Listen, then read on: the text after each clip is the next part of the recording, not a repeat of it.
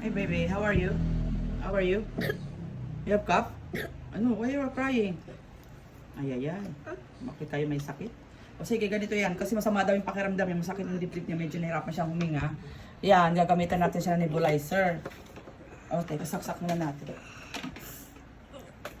Ayan. And then, so ito, inilagay ko na yung gamot dyan. Ayan. Tapos, kakabit na. Ay, paano ba ito ikabit?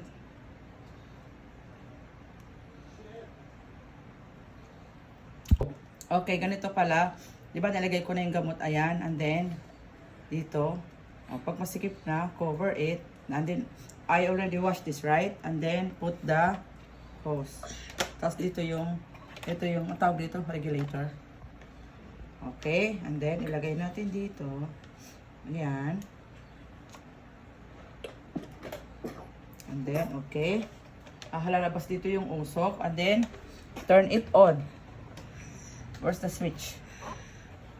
Ito, okay? Ready? I'm here for that. Oh, no, inside your mouth. Open it. Oh. Press from your mouth, not from the nose, okay? Ito. Pag you cough, remove it. When you cough, remove this. Put it back again. Oh. Inside your mouth. Press from your...